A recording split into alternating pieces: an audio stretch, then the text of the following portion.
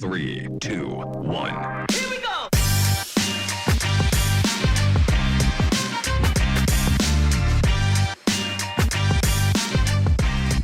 Welcome, everybody. I'm Jennifer Zick, and I'm so delighted to be back with you on the System and Soul podcast as a guest host. When I'm not here on the podcast, I'm the CEO and founder of Authentic Brand. We are a community of fractional CMOs that helps growing businesses to overcome random acts of marketing and confidently take the next right step in healthy growth.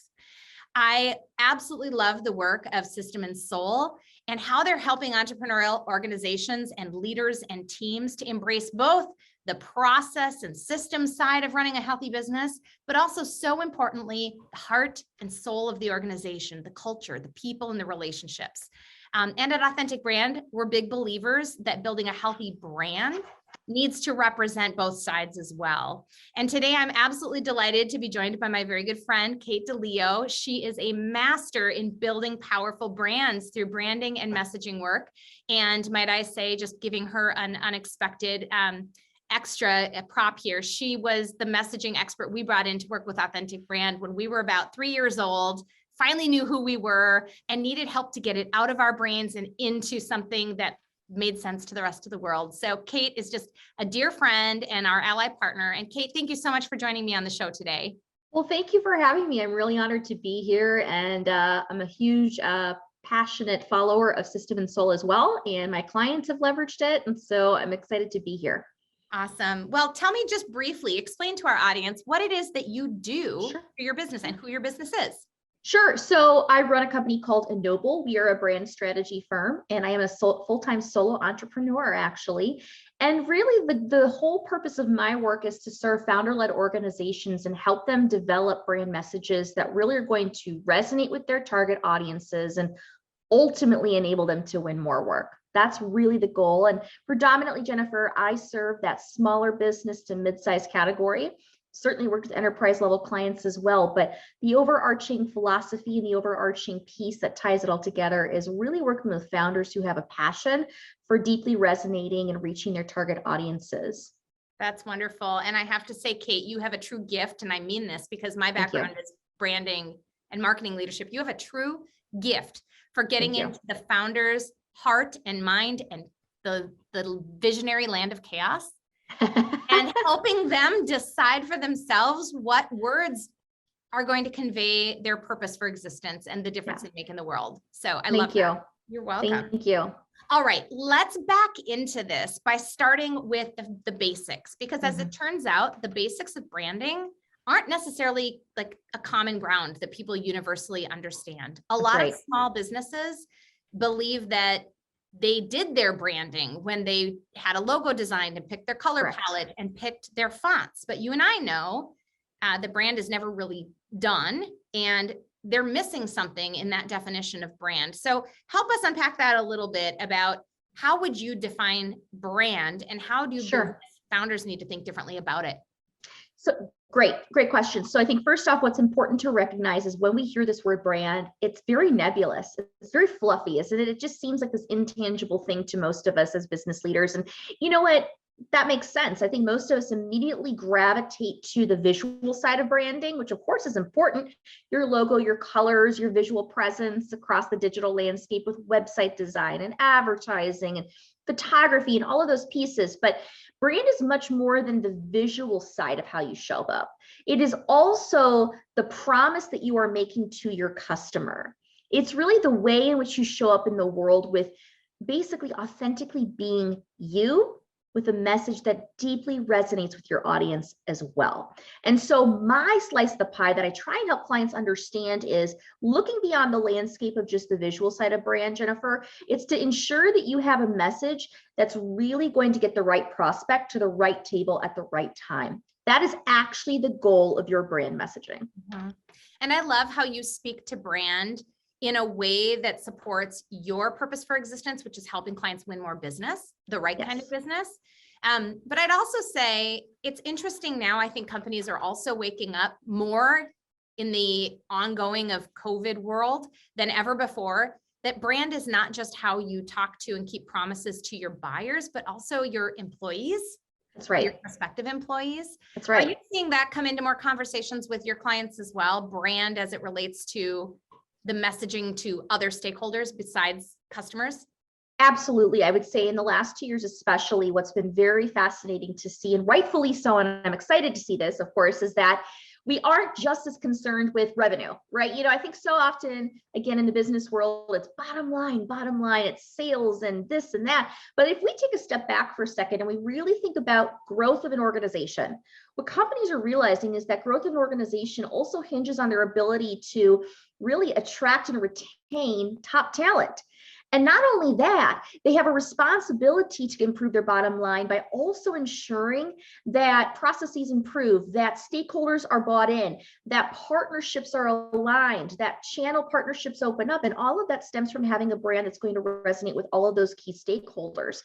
I'll tell you that very often we focus on the selling side of brand language. So for example, a great tagline that clearly states what you do, right? Or having a great value proposition statement. We hear this terminology a lot, but what we often miss is the opportunity to recognize that the same selling language you develop in conjunction with certain pieces such as your mission and vision statement and brand values, when you pull those together and you get those in front of your employees and your partners and strategic stakeholders, you are giving them an opportunity to embody the brand and champion the brand. And now more than ever, companies recognize that to grow means that they need brand champions inside and around their organization, not just customers who are loyal. That's a perfect setup for the next piece of our conversation, because embodying and championing a brand can't happen well or authentically if you don't connect to that brand at a heart level and a belief system level, right? So we're here on the System and Soul podcast, and we could talk at length, and a lot of marketers do, and it's good stuff about branding and messaging process and frameworks and approach. That's good stuff, and we can talk more about that. But we could also argue that the true artistry of brand building and messaging is connecting the heart and soul of your organization to the hearts and souls and minds of all the stakeholders that will help create healthy growth for your business, right? So yes, in the work that you do, because I've seen the work you do and you're a magician with it, talk about the role of soul and heart and feeling as it relates to putting language into words around a brand. Sure. Okay. So, and again, there's, brand, it is part science. We love the science of it. I take a very formulaic approach. You've been through the process. My clients love that they can write a brand that is A plus B plus C. It's easy to understand. And all good brands should be easy to write and understand from that standpoint. But where you can miss the memo, to your point, is if it's so black and white, or it's so corporate speak that it doesn't have any soul to it. And so how do you do that? Well, there's two big things that I think organizations really need to nail down in order to ensure that their brand clearly evokes who they are and clearly resonates with the heart of their customers. And the first thing that you need to do is understand your tone of voice. How do you show up in the world authentically? So I always give this example. I said, okay, if you're a blue pen, we can't write in a red pen. But our tendency is that we see our competitors around us, we see companies we love to emulate, and we want to write in their colored pen. Well, what a disservice that is, right? So you have to own your tone of voice. You have to own who you are and actually decide how you show up in the world. Make a decision. I love the word. I love the word decide. It's so true. So many businesses have never decided a lot of things. That's right. About their brand and their voice. Yes. That's right. You have to decide. And when you're writing your brand, it is the perfect moment for you to make decisions on who do we say that we are and how do we actually show up in the world. And by the way, I've had clients that say, well, let me go do customer research for 5 years and come back to you and say, okay, that's great. However, can I be honest with you? I think you kind of know it, don't you? I think you do know it. But part of this is we have a slight fear that by deciding, we're going to miss out. By deciding how we show up in the world, we have FOMO. We're like, oh, but I'm leaving revenue on the table because I should be a chameleon with my brand and speak to everybody all the time. And that leads me to the second thing. Great brands not only decide who they are, they decide who they're going after by clearly defining target audiences and not just simply saying, oh, we have these 8 buyer personas. I'm like, if you have 8 buyer personas, Bob, that's a lot of personas. Let's break that down for a second. Who's the majority of who you're serving? And the second piece to this puzzle around defining your audience is not just simply saying, who do we think we need to target, but who has the deepest level heart pain that we actually can solve? Because when you understand who has the biggest pain, that's when the connection happens. And instead of your message then being, oh, we provide these products and services, it's saying, here's the bottom level heart pain that we solve for you, the client. Oh, by the way, how we happen to do that is through these products and services. That's the secret to the art of branding, is flipping that narrative to lead with the heart, then saying how you do that is through your products and services. Oh, so the it's other way around. Soul and system, not system and soul when it comes to brand. It is. I'm over here. You can see me if you're watching the video version of this, air clapping on screen, because everything you just said is the gospel I preach all day long to the clients we work with as fractional CMOs. These beautiful, brilliant founder-led companies that are growing often despite themselves and have never decided. They've never decided who they are differently from competitors, how they convey their values in their tone of voice, and what are the life-changing impacts that they make in the world.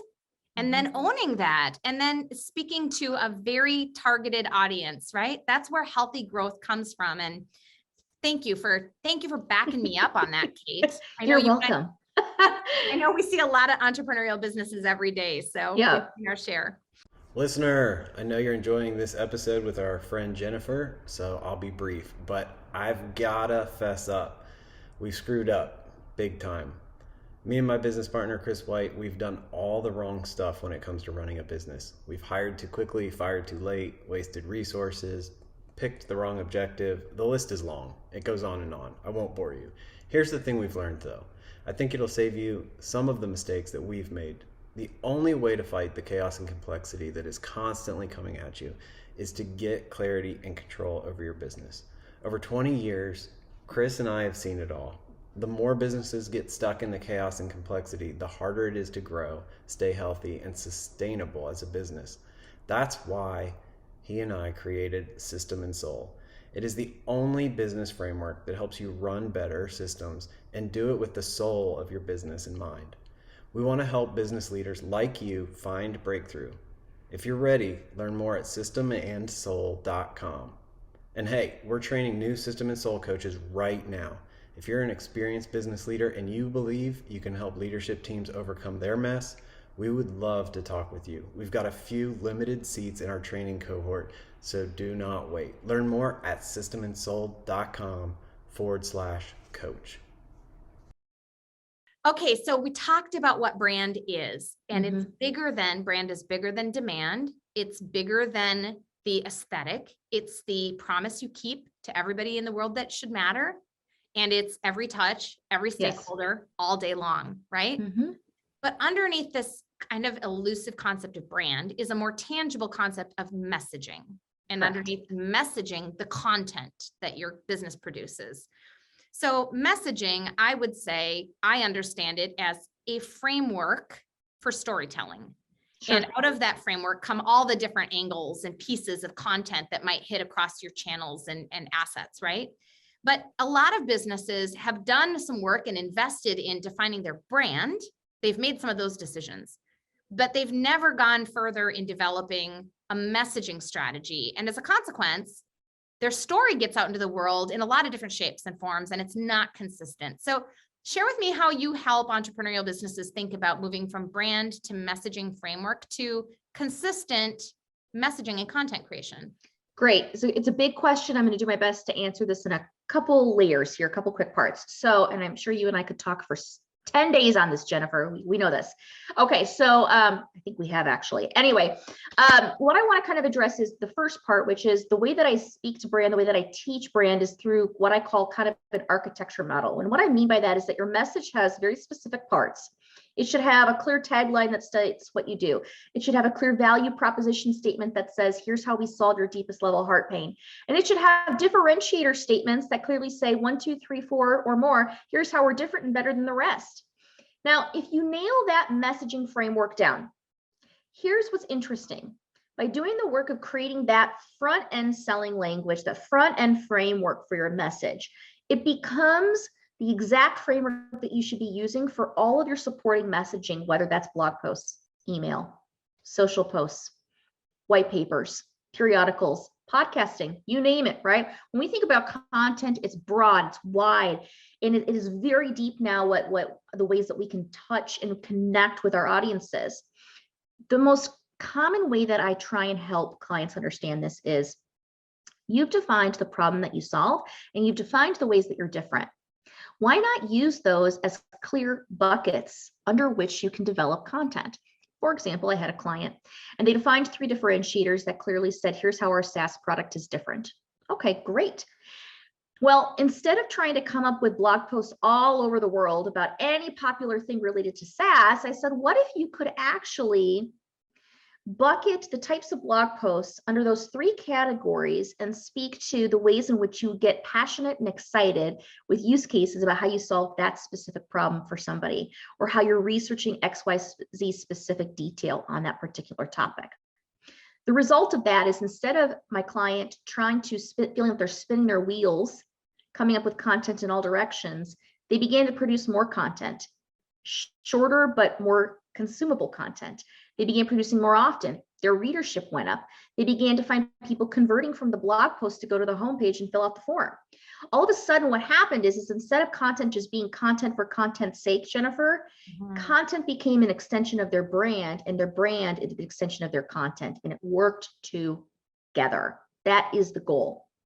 That's brilliant. And when you come from your own center to architect your content strategy, it's authentic to your business and it re-supports that whole narrative rather than coming from content to try to fuel your brand strategy, right? Because that's exactly when you're right. looking at the whole world of content, you're more likely going to just become a copycat content creator. You know, you're seeing what your competitors are creating. Now you're doing something similar and trying to put a twist on it. But when you come from your brand heart and soul and then create content out of what's already true and what you're passionate about and the life-changing impact you make in the world, that can't be copied. Nope, it can't. Here's the other piece that I think is important to call out. Remember how I said you have to define and decide who you're going after? Yes. Okay, so that's super important. A question that we all need to be asking is not only who are we going after and why, and what's the bottom level heart pain we solve for somebody. Here's the next question that also impacts your content. What rooms are these audiences already showing up in, digitally or in person? Yes, amen. Said differently, if you're in B2B services and your audience is not on Facebook, why are you spending time on Facebook posts when you should be getting into the Zoom room and the CEO mastermind?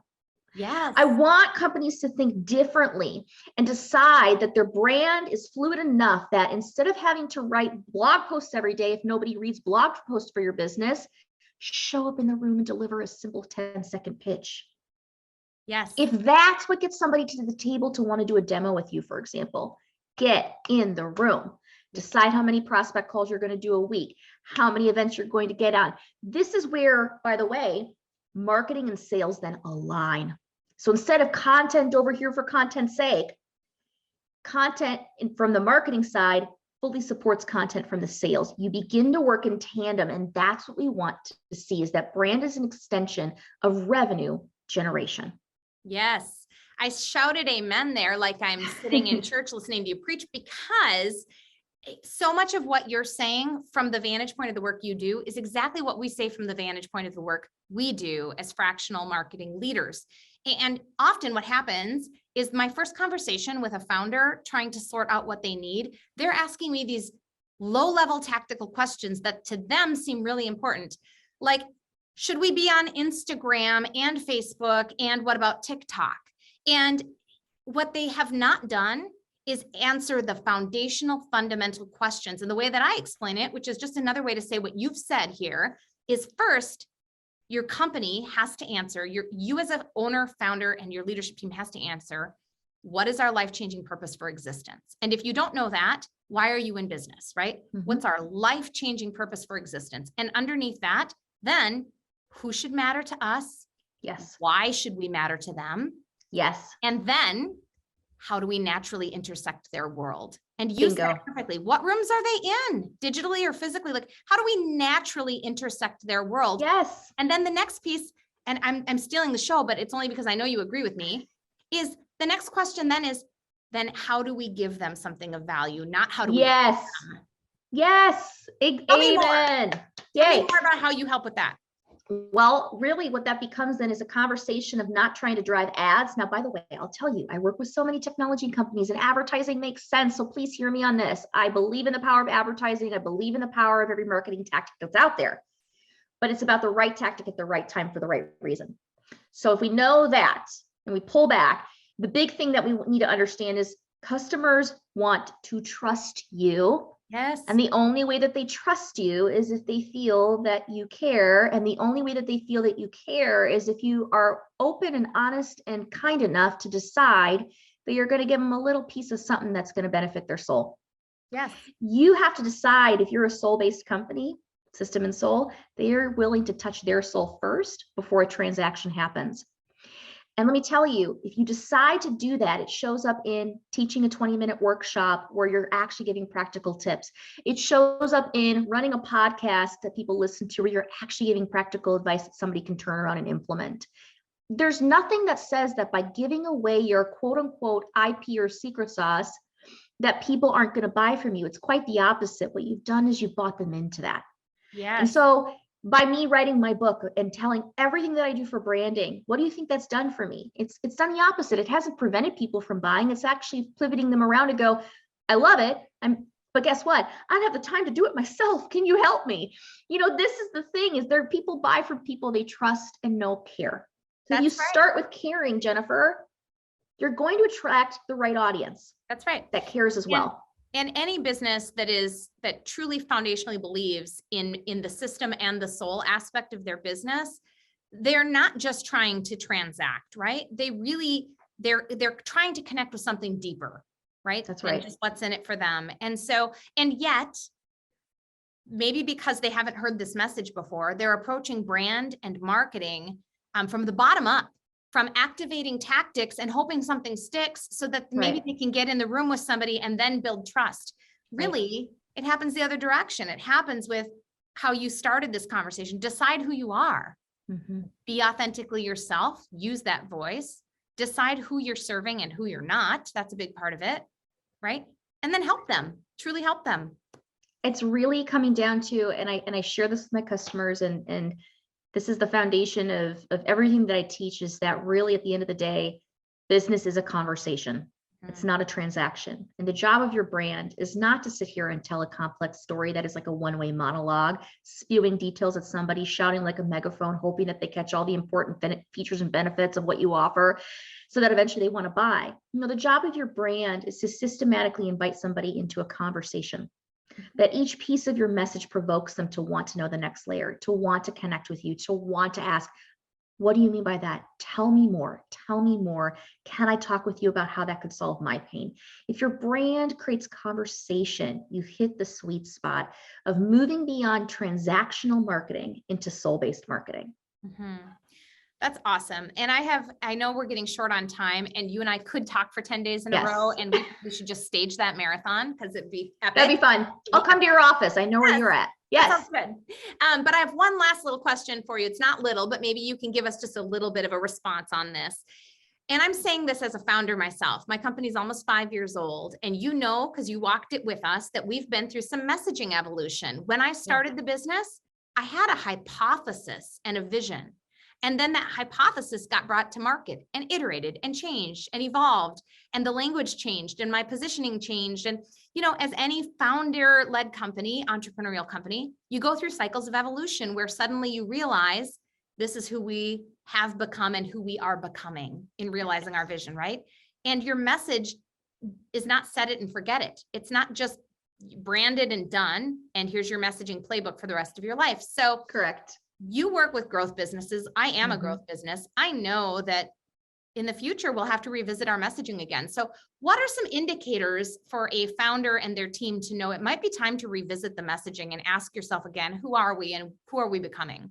Great. So it's kind of a double-edged sword in a beautiful way that your messaging is working when you see two couple things. Number one, an increase in qualified prospects that come to the table and AKA convert.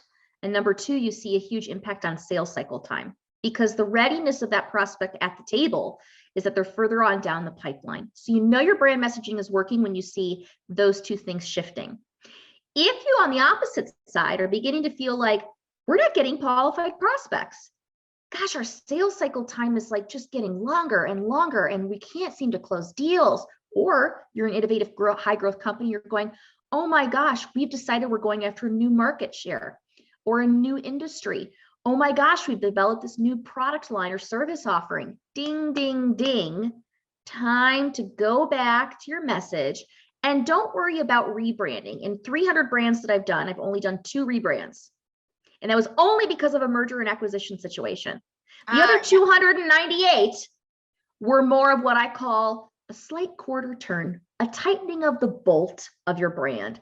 Remember that it is living and breathing. Remember, it's about building off of what's already working and enhancing that. And so don't freak out and think, oh, we have to completely go from scratch. No, just like you've experienced, Jennifer, there are points in time where you need to come back to the drawing board, but instead of feeling like you have to scrap everything, it's really about augmentation and enhancement and more systematically clarifying who you are in this moment in time and who you want to reach in this moment in time. Yeah, that's beautiful. And I think a lot of businesses have suffered scarring and PTSD from multiple rebrands brought their way by agencies who love to do creative work and have good intentions, but don't understand the cost and impact to a business every single time everything about the brand changes and how many steps backward you have to take to move forward again from that.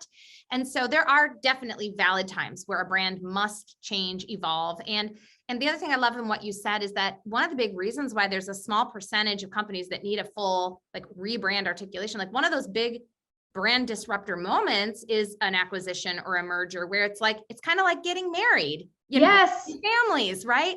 Suddenly you've got to create something new from sometimes it's like taking somebody's name. Oh, name better get evaluated, right? Logo needs to get evaluated.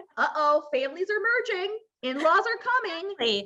So it's a big deal. And I often talk with our clients about, once you've articulated that first thing, what's our life-changing purpose for existence, that almost never changes. And even sometimes in mergers and acquisitions, it becomes additive. That's often why your business was acquired, that impact factor, right? That's correct. But everything that comes out from that purpose, who matters to us? Why do we matter to them? That does change by those quarter turns. And you got to tighten the bolts as your business evolves.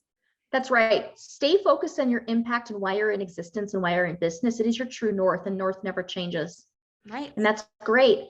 But recognize that for you to get to the top of Everest with your company, north may never change, but you may decide to take the valley route one year and the river route the next. And that's okay. Own it, recognize it, get excited about that, and decide what's our map right now. What's that strategic plan look like for the next 1, 2, 3 years with who we decide we're serving, what we decide we're offering, and what value we are creating together. It's also true. I couldn't thank you enough for being our guest today, Kate. Thank you. I know that the people listening are saying, this woman's brilliant. She has the answers. She has the questions to ask our business to help us find our answers. So how do I get in touch with her? How do they get in touch with you? Well, there's 2 easy ways. I think the first thing is you can certainly check out my website and contact me directly there, by the way. And my website is ennobble.com. I'll spell that for you. It is ENNOBBLE.com. So ENNOBBLE.com. Or find me on LinkedIn, Kate DiLeo, last name spelled DILEO. I would love to hear from you, understand what's going on in your world, and ultimately see how can we support and advocate for each other. And I'm going to encourage everybody to link in with Kate, because she really means it when she says that she wants to be a resource for you. She's a true champion for growth businesses. So Kate, thank you for sharing your time and your wisdom and your soul with us today. Thank you. All right. We'll talk to you soon.